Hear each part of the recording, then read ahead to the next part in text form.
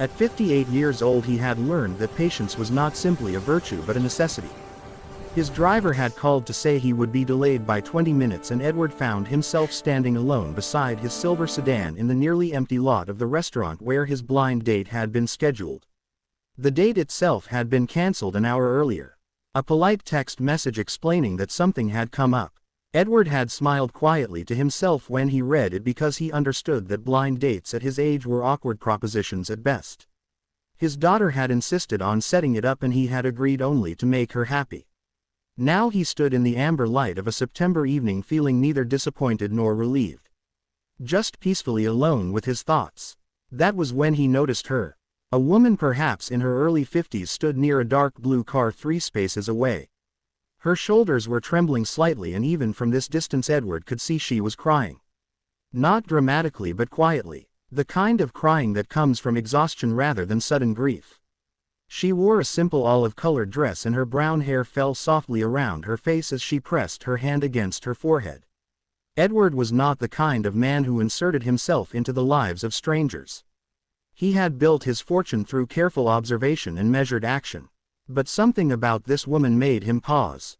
Perhaps it was the way she seemed so entirely alone in that moment. He walked over slowly giving her time to notice his approach. She looked up with startled eyes the color of autumn leaves. "I apologize for intruding," he said gently.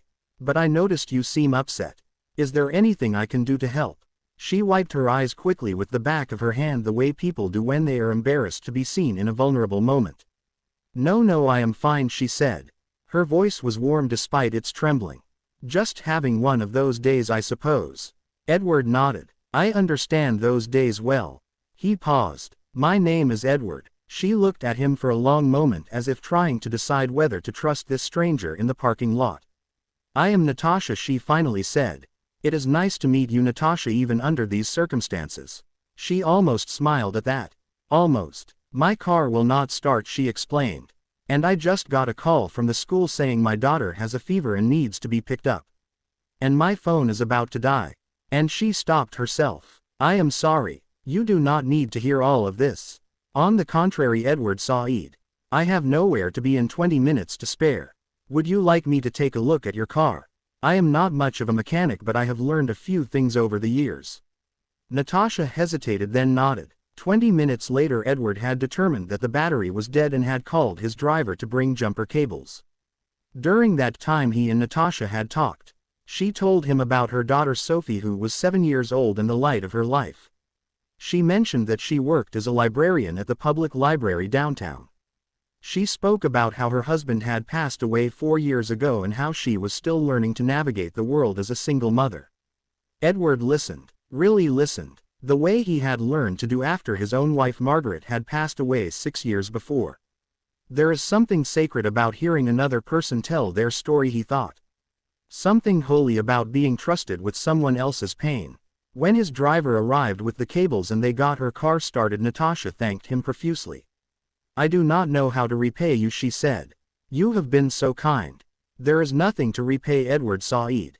"But if you would not mind, I would like to give you my phone number. Not for any romantic purpose," he added quickly, "but in case you ever need help again. Sometimes it helps to know there is someone you can call." She took his card and looked at the name printed there. Edward Mitchell. Her eyes widened slightly as recognition dawned. "You are that Edward Mitchell," she said. "The one who built Mitchell Industries." Edward smiled softly. "I am just Edward," he said. "The same man who spent 20 minutes looking at your car battery."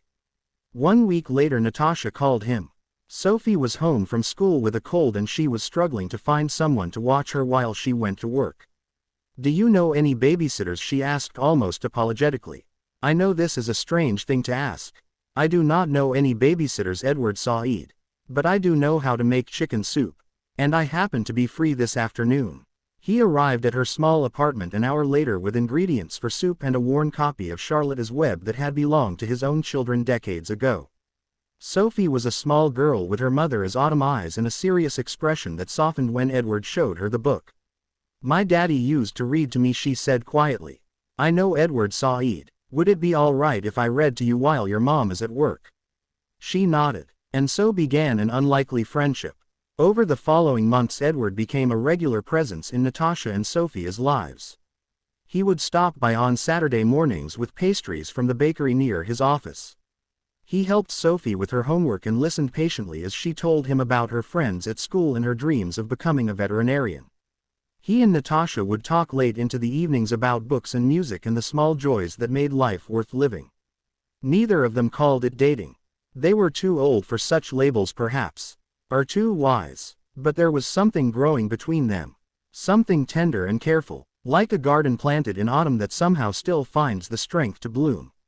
One evening in December, as snow fell softly outside the window of Natasha's apartment, Edward sat with her on the small sofa while Sophie slept in her room. "Can I tell you something?" Edward sighed. "Of course. When my wife passed away, I thought that chapter of my life was over. I thought I would spend my remaining years alone. Not unhappily, just alone." Natasha nodded. She understood that kind of loneliness. "But then I met you," Edward continued. "In a parking lot of all places. With a dead battery and a sick child and tears in your eyes. And somehow in that moment I felt something I had not felt in years. I felt needed." Natasha reached over and took his hand. "I felt seen," she said softly. "For the first time in so long. Someone saw me, not as a struggling single mother or a widow or an employee. Just as me." They sat in comfortable silence for a moment. Outside, the snow continued to fall. "Edward," he said, "yes. I think I am falling in love with you." She squeezed his hand. "I think I have already fallen." The following spring they were married in a small ceremony in the garden of Edward's home. Sophie served as flower girl and could not stop smiling the entire day. Edward's grown children stood beside him, proud and happy to see their father find love again. Natasha's sister flew in from California and cried the whole time. It was not a grand wedding.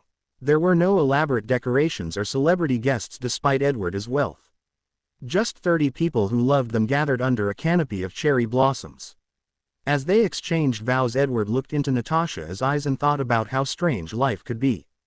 How the cancellation of a blind date had led him to stand alone in a parking lot at just the right moment. How a dead car battery had become the beginning of everything. He thought about his late wife and how she would have wanted him to find happiness.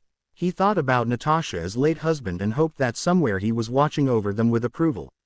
Most of all, he thought about kindness. About how a simple act of compassion in an empty parking lot had changed the course of 2 lives.